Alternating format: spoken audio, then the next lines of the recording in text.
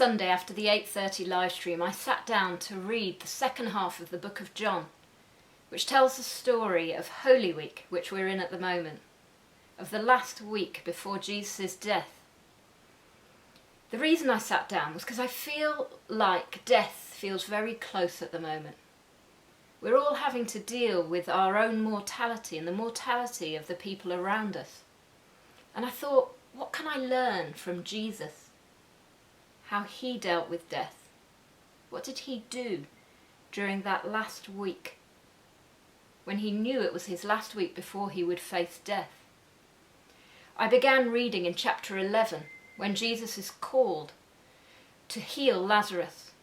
Jesus doesn't rush, and so when he arrives, Lazarus has been dead for 4 days. The scene reminds me of funerals where I grew up in Brazil, where huge crowds would gather to mourn and to comfort the family. Jesus came and he joined that crowd. I was struck by what he did before he ever raised Lazarus from the dead.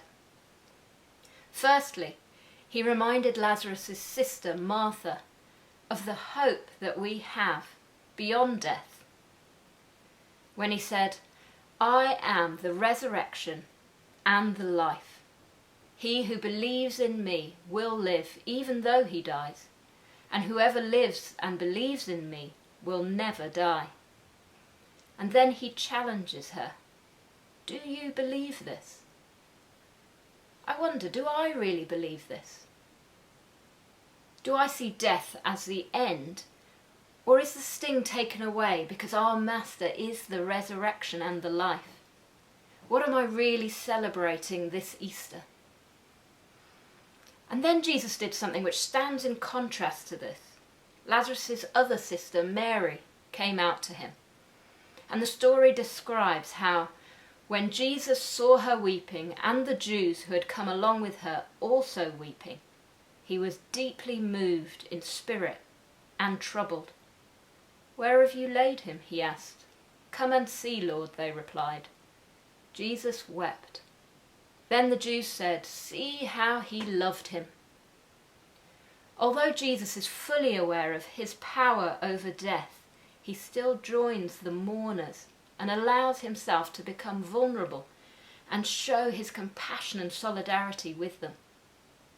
He doesn't rush to the job at hand of healing Lazarus. He empathizes with them. He engages with them. Whilst death may not have the same sting as it does for many, it still causes a lot of hurt and trauma for us. Even Jesus acknowledged and gave time for this. Coming alongside, lamenting and mourning aren't signs of weakness. They're signs of our humanity, which we share with Jesus. Death doesn't have power over us, but we do allow our love for others to influence us, as Jesus did. One of the most wonderful parts of my job at the moment is calling people up just to see how they're doing. Partly it's because I get to hear the voices of people that I'm not seeing at the moment. Partly it's because I get to hear of people's resilience and upbeat attitude despite everything. But partly it's because I can join people and listen to the very real and often really hard situations that they're facing. Now, this might not sound very upbeat or life-giving, but we were created to love others, and part of that is joining them in the hard situations. When we choose to only live the joyful sides of life, we miss out on living the full life that Jesus promised us. And actually we're less able to celebrate the good if we ignore the hard. Let's try each day to spend time listening to, entering into someone else's situation, however hard that may be, and it may seem hard at the time. But I'd be very surprised if at the end of that day or at the end of that week we don't feel more fulfilled than if we'd spent the whole time focusing on ourselves and our own situation. And let's think about how we can maintain this afterwards, when things go back to a more normal state. At the heart of our faith comes Easter.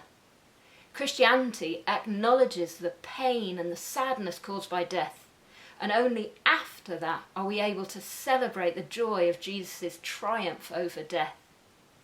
If we really get into Easter, we'll be so much more well equipped to deal with the reality of life right now. Christianity is not a religion that advocates escapism or numbing ourselves to the emotions of life.